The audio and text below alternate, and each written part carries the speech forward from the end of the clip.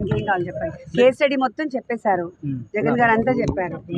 మీరు హైలైట్ చేసుకోవాల్సింది ఏంటంటే ఈరోజు మనం ఈ సత్యవర్ధన్ కేసులో జస్ట్ 20,000 కోసము వంశీ గారు తన కిడ్నాప్ అన్నీ ఏముంటుంది చెప్పండి, అది జరుగుతూ ఉంది. ఇక మా కేస్ స్టడీ అంతా జగన్ గారు అంతా ఎక్స్ప్లెయిన్ చేశారు కదా నీట్గా. ఇంకేమైనా కావాలంటే ఇప్పుడు వంశీ గారు చాలా ధైర్యంగా ఉన్నారు.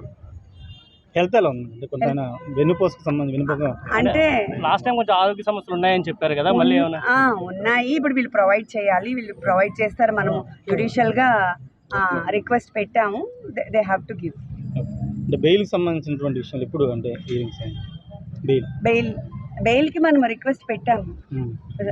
అదేంటి లాయర్ గారు చెప్తారు. సార్ ఈ రోజు యాక్చువల్గా ఎమ్యూనిటీస్ కోసం బెయిల్ పిటిషన్ కోసం ఉంది, నోటీస్ ఇవ్వాలి. నోటీస్ ఇచ్చిన తర్వాత ఇప్పుడు ఈ కస్టడీ పిటిషన్ కూడా ఉంది. ఇవన్నీ కలిపి ఉంటారు. అది it will take little time, ఒక 3-4 days పడుతుంది.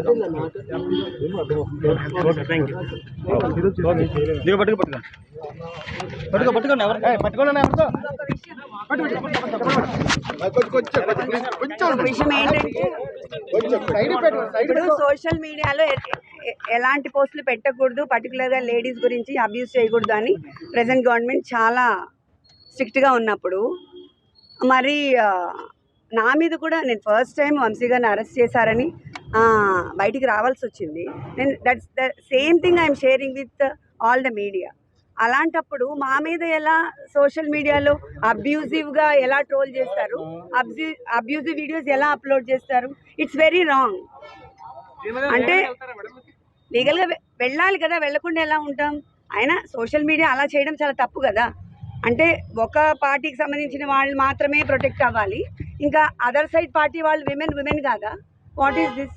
అలా కూడా చేయొచ్చా? దయచేసి సోషల్ మీడియాలో ట్రోల్స్ ఆపండి, లేకపోతే మేము ప్రైవేట్గా ఆల్ విల్ బి స్యూడ్. అలా చేయడం చాలా తప్పు. మీకు ఏమైనా ఉంటే లీగల్గా వెళ్ళండి, లీగల్గా మాట్లాడండి, అన్నీ చేయొచ్చు. కానీ విమెన్ మీద అబ్యూజివ్ సోషల్ మీడియా పోస్ట్ దయచేసి పెట్టద్దు ప్లీజ్. Thank you.